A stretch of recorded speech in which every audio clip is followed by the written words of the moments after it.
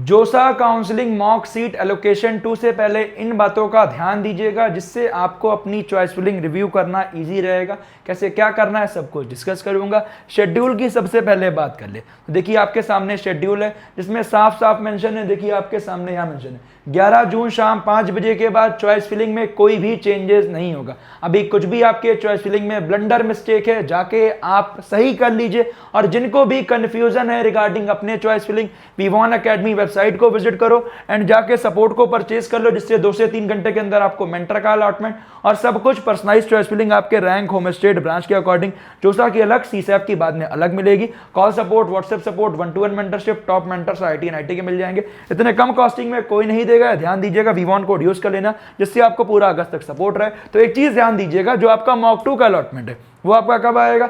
10 जून 1 बजे आएगा। और वो आपका जो बच्चों ने चॉइस फिलिंग 9 जून शाम 5 बजे तक की होगी, जितने बच्चों ने चॉइस फिलिंग 9 जून शाम 5 बजे तक की होगी उन्हीं बच्चों का अलॉटमेंट आएगा 10 जून 1 बजे। कोई बच्चा अगर रजिस्ट्रेशन चॉइस फिलिंग करना 9 जून शाम 5 बजे के बाद करेगा तो वो यहाँ पे कंसीडर नहीं होगा, ये ध्यान दीजिएगा। 10 जून 1 बजे आपका अलॉटमेंट आया और उसके बाद आपका एक चॉइस लॉक वाला ऑप्शन खुल जाएगा। बेटा लॉक करने की जरूरत नहीं है। 11 जून शाम 5 बजे तक कुछ भी डाउट है चेंज कर सकते हो। जो आपने चॉइसेस सेव की 50, 100, 150, 200 वो ऑटोमेटिकली लॉक हो जाएगी सिस्टम, बस ये ध्यान दीजिएगा। 13 जून 10 बजे आपका सीट एलोकेशन राउंड 1 का रिजल्ट आ जाएगा। अब ध्यान दीजिएगा मॉक 2 से पहले किन बातों का ध्यान दीजिए कि 9 जून शाम 5 बजे, 9 जून शाम 5 बजे ध्यान दीजिए क्या 9 जून शाम 5 बजे तक जितनी भी चॉइस फिलिंग की होगी। अब एक चीज ध्यान दीजिएगा, मॉक अगर राउंड 1 में आपको अलॉटमेंट हुआ है तो जो भी आपको चॉइस फिलिंग का अलॉटमेंट हुआ है 10 हुआ है, 20 हुआ है, 100 हुआ है, 150 हुआ है, जैसे मान लेते हैं यहाँ पर आपको ये अलॉटमेंट मान लेते हुआ है, तो इससे नीचे तो इससे बढ़िया कोई ऑप्शंस नहीं है तो इसको ऊपर ला लीजिएगा। और इससे ऊपर जितने भी ऑप्शंस है वो आपके अच्छे ऑप्शंस है ना, आपको चाहिए ना, क्योंकि मान लो राउंड 1 में ये मिल गया, आपने सेफ पे कर दिया, साथ में आपने पेमेंट करने के साथ साथ डॉक्यूमेंट्स अपलोड कर दिया एंड साथ में अपलोड कर दिया, तो अगले राउंड में इससे ऊपर ही कंसीडर होगा, नीचे से कोई मतलब नहीं होगा। ध्यान दीजिएगा, तो ये बढ़िया से चेक कर लीजिएगा। और जिन बच्चों को अलॉटमेंट नहीं हुआ होगा, जो बच्चे हमारे सपोर्ट को परचेज किए हुए, एक बार अपने मेंटर से आपने कॉन्टैक्ट कर ही लिया होगा। अगर फिर भी कुछ कंफ्यूजन है कर लीजिएगा, क्योंकि अगर रैंक पीछे है तो फिर सीएसएबी काउंसलिंग में आपको अलॉटमेंट होगा। और अगर आपका जेई एडवांस का सीन है और अगर आपकी जे एडवांस की रैंक आई है, जैसे अब मान लो अब जनरल में किसी की रैंक अराउंड 20,000 के आसपास होगी तो उसको अलॉटमेंट मिलना थोड़ा मुश्किल है। बट इस बार सीट्स वगैरह इंक्रीज हुई है तो हो सकता है अराउंड 5 में अलॉटमेंट मिल जाए, पर थोड़ा मुश्किल है। बट देखते हैं, होप फॉर बेस्ट क्या होने वाला है। बट आप अगर एडवांस के हो, मेंस के हो, आपको अगर अलॉटमेंट नहीं हुआ है, जो बच्चा हमारा सपोर्ट लिया है, एक बार अपने मेंटर से कांटेक्ट कर लेना। जिनकी भी रैंक पीछे है बेटा उनको सीसैप में बोला गया है तो अलॉटमेंट होगा। और अगर बहुत रैंक पीछे है, सीसैप के साथ साथ अपनी स्टेट काउंसलिंग जरूर कीजिएगा।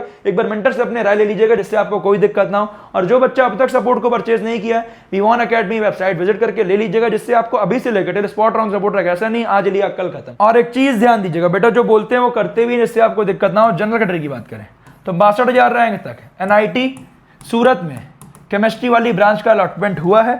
और अगर अच्छे एनआईटी की बात करोगे बीटेक वगैरह तो 50 के तक अलॉटमेंट कंप्लीट हो गया। इससे ऊपर आपकी रैंक है तो एनआईटी आपको यहाँ पे अलॉटमेंट नहीं हो, जो होगा सीएसईबी में होगा।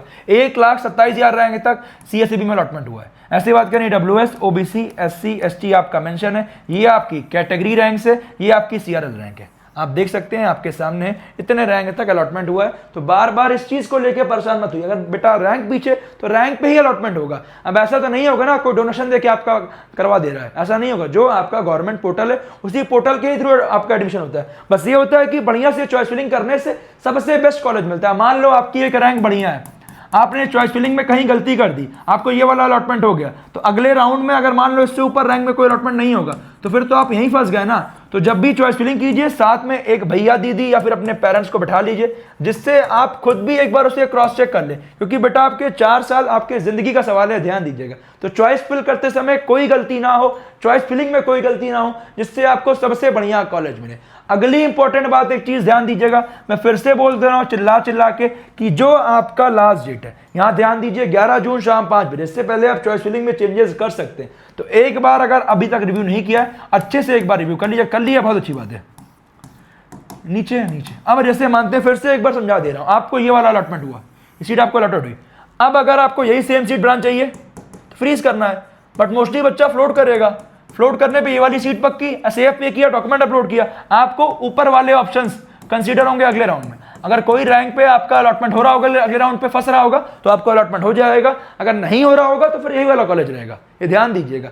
और साथ ही में इससे नीचे कॉलेज से आपको कोई मतलब नहीं, भैया ये वाला कॉलेज ज्यादा बढ़िया था बेटा, अब तो आपने इसको नीचे भरा है, ये तो इससे ऊपर होना चाहिए अगर बढ़िया था। तो अगर आपको ऐसा लग रहा है, मॉक इसीलिए होता है, तो इसको आप ऊपर कर लीजिए, ये ध्यान दीजिएगा। आपका चॉइस फिलिंग सीक्वेंस वाइज सही होनी चाहिए, कोई ऐसा कॉलेज ना हो जिससे नीचे आपका उससे बढ़िया कॉलेज हो, अदरवाइज बाद में पछतावा होगा, तो मत भूलना। इसके अलावा कुछ कंफ्यूजन है मुझे कमेंट कीजिए, और कुछ कंफ्यूजन है, आपको कुछ भी डाउट है रिगार्डिंग चॉइस फिलिंग, सपोर्ट ले लीजिए बेटा, क्योंकि मात्र 2500 रुपए का है, इससे आपके 4 साल आगे डिसाइड होंगे। और कोड यूज कर लेना MOCK, जिससे आपको और एक्स्ट्रा डिस्काउंट मिल जाएगा, ठीक है। तो जाइए परचेज करिए, और कुछ भी कंफ्यूजन है मुझे कमेंट कीजिए, जिससे हम अगले वीडियोस में आपको और चीजें बता रहे होंगे।